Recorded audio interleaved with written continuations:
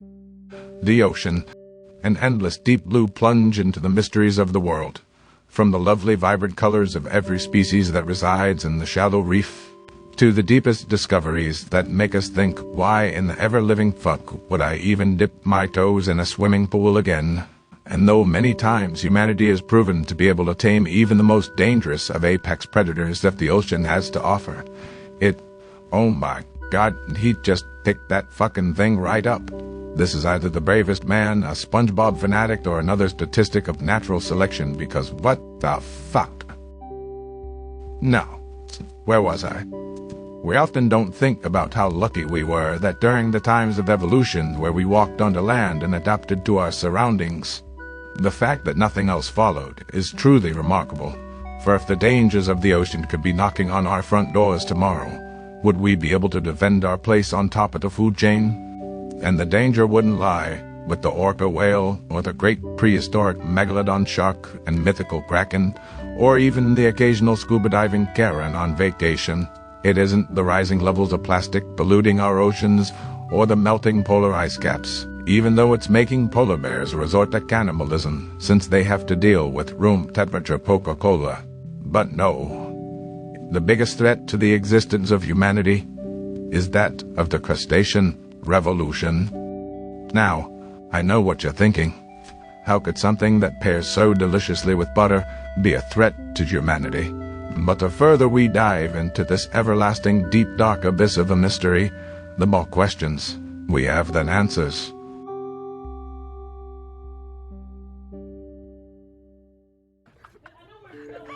It all began with a simple video that was meant for entertainment purposes, but ended up causing a snowball effect that could surely doom humanity. The footage consisted of a pufferfish eating some fiddler crabs, filmed by a group of YouTubers called Barbs, Buzzin, or the Fish Guys. This being nothing but a natural process of life, and the common knowledge that even tells us our own place on the food chain. As the great philosopher Qui-Gon Jinn once said, there is always the bigger fish. And though the Fish Guys weren't intentionally putting crabs in an unfair death match against something 20 times its size, they didn't know what they had started. As time went on, the video gathered the attention of the masses, and the crabs didn't take too kindly to this. This new generation of crab knew that the only way they'd be able to make a difference is that of canceling the Fish Guys in order to bring balance and order to the world.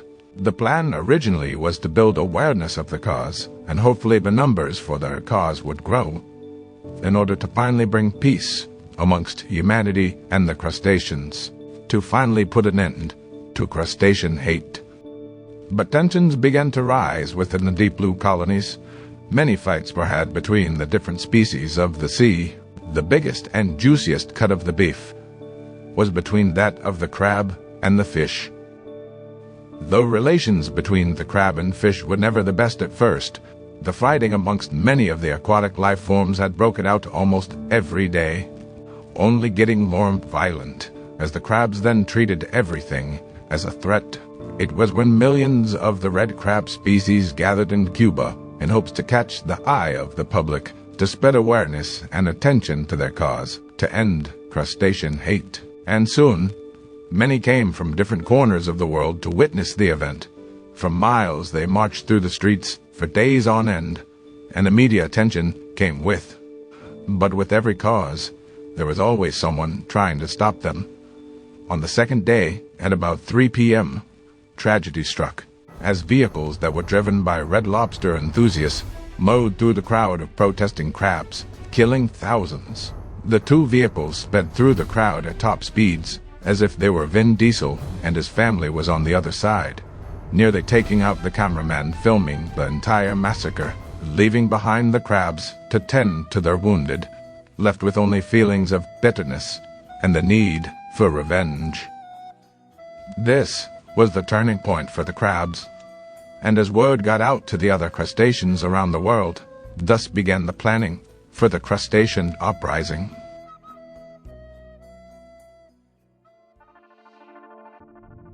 Melbourne, Australia, located southeast within the state of Victoria, a concrete jungle filled with a variety of cultures, fine hotels, and a very dense population.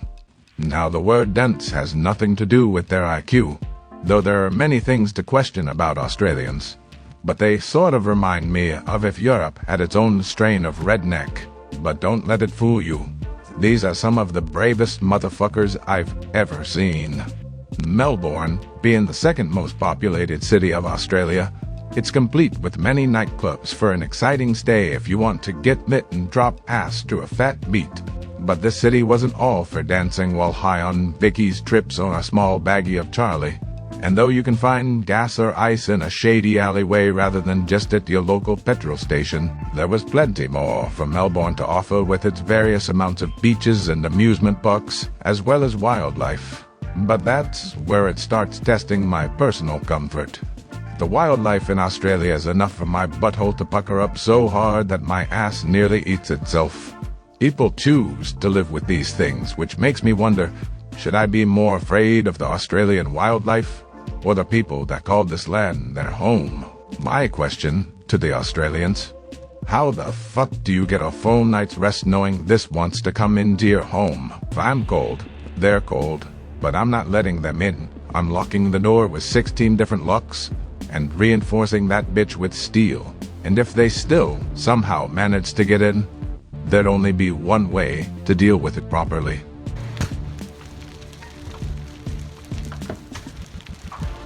This place is either a science experiment gone wrong, or God flexing on us that he can make such creatures that put the fun in dysfunctional, as well as your funeral, getting two birds stoned at one time.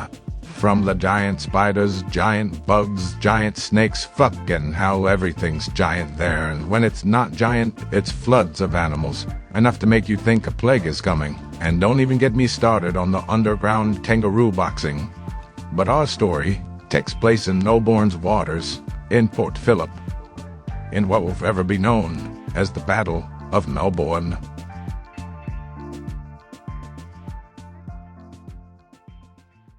The Battle of Melbourne starts with that of the spider crab.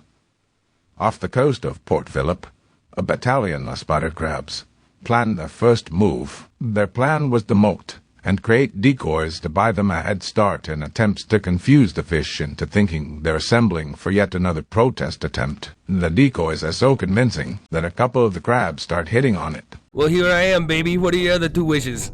Come on, baby, don't be shellfish. Let me butter up that leg. Hey, do you believe in love at first sight or need me to stroll by again? Yo, babe, you look a little low on vitamin C. What the hell are you talking about? You know what I mean, man. You know what I mean. C as in crab. I think you mean vitamin me. Hey, do you happen to be French? Because I fell for you. Oh, girl, you must be so tired from crab walking through my mind all night. Life without you is like a broken crab leg, baby. Pointless. Baby, did you just get boiled? Because you are hot. Whoa. What? Yo, I'm sorry. too far. So, anyways, besides being so hot, what else do you do for a living? Buzzinga! Baby, I was blessed to be cross-eyed. I get to see you twice. Oh, God, you are sexy. Hey, you want to get all rubber banded up and spanked? Baby, I will surf your turf all night long. Why don't you give me your car keys so I can drive you crazy?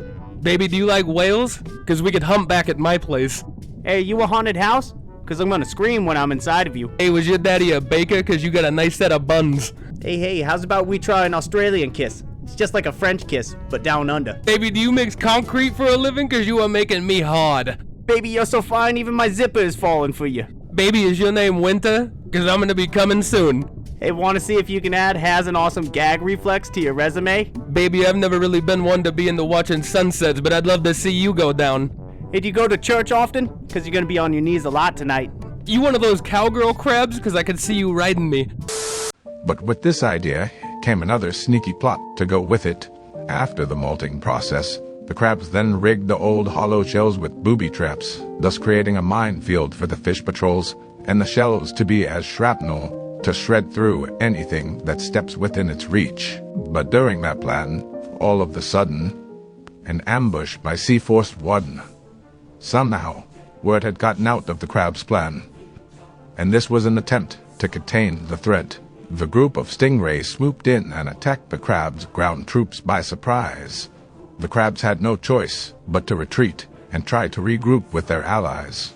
Though their numbers are greater, they're still no match without reinforcements that weren't scheduled to arrive for weeks. They must move quick, for the stingray was a highly trained killing machine.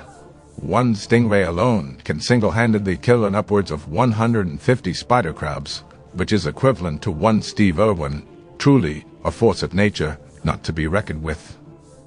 And as the smoke cleared, the carnage left behind from this fateful day is proof enough of the challenge the crustaceans will face in order to claim their victory.